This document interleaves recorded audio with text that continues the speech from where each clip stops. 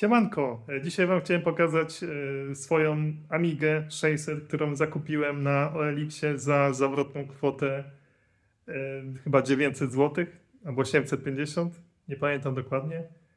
Moja żona jak to zobaczyła, no to złapała się za głowę, jak można wydać tak 900 zł. Zresztą zaraz zobaczycie sami.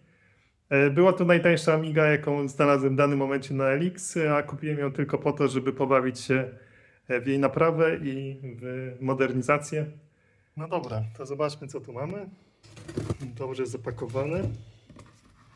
Tutaj mamy więcej kartonów. Tutaj mamy jedno...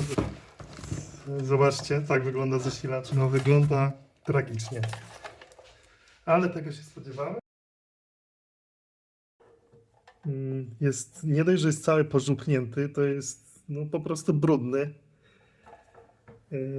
Tak wygląda tutaj z tyłu. I no, kabel to wygląda jakby był wykąpany w błocie, tak? No i oczywiście jeszcze jakby tego było mało, no to jest połączony taśmą izolacyjną.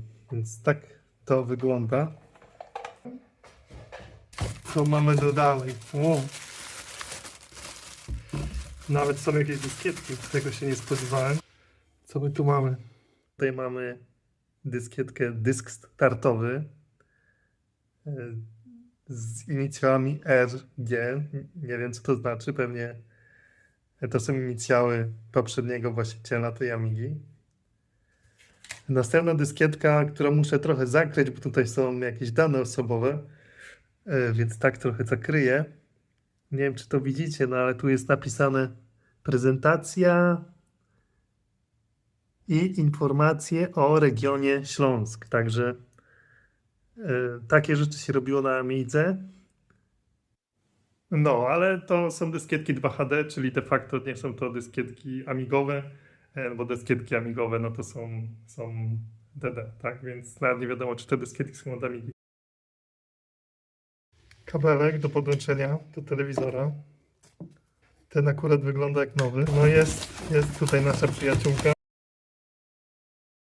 Jest. Oto ona. Wygląda fatalnie. Klawiatura zniszczona. Obudowa porysowana. No, sprzedawca mówił, że ta Amiga przeleżała 20 lat w piwnicy. Tu widać jakieś, nie wiem co to jest. Jakby ktoś przypalił petem albo coś. Tak, Commodore A600. Jakby to nie wystarczyło, to trzeba było jeszcze tu napisać. Tutaj tak się prezentuje z tyłu. Tutaj znowu popisane Commodore Amiga 600. Made in UK. No dobra, to zobaczymy, czy to w ogóle działa. Podłącz ten super zasilacz. Strach trochę podłączać, ale zaryzykuję. Przetestuję to na swoim monitorze, bo nie mam telewizora. Tutaj teraz mam taki specjalistyczny sprzęt, który służy do włączania monitora, ponieważ przycisk w monitorze się zepsuł i nie trzyma, więc to się wkłada. No i dobra, robimy test. Mam nadzieję, że nie wybuchnie. Coś tam ruszyło. No to przetestujemy jakąś gierkę. Lotusa może. Tutaj mamy Lotusa. No i zobaczymy. Coś się dzieje. Coś ta stacja trochę dziwnie chodzi. No ale chyba wczytało. Coś to nie działa. Zrobimy resecik. Reset działa.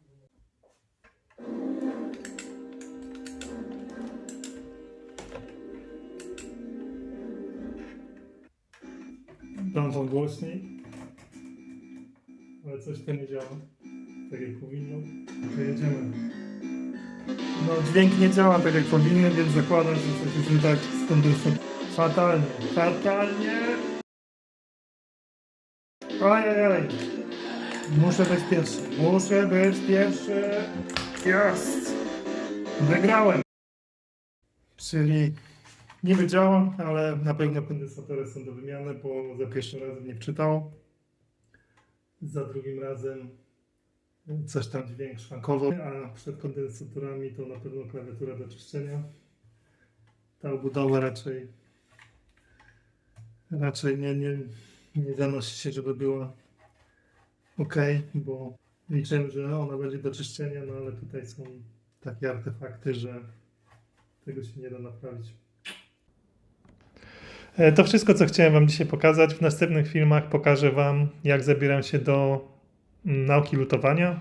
Zapewne będę chciał wyczyścić też tą Amigę i będę ją testował programami typu AmiTest. Dajcie znać w komentarzach, co Ty myślicie. A jak macie jakieś rady dla mnie, to też je chętnie przyjmę, bo jestem początkującym amigowcem. Wróciłem do amigowania w tym roku po jakichś, 20 latach. Będę bardzo wdzięczny za wszystkie komentarze, łapki w górę. Jeśli interesuje Cię to, co będę robił, to subskrybuj mój kanał, żeby zobaczyć następne filmy. Do zobaczenia.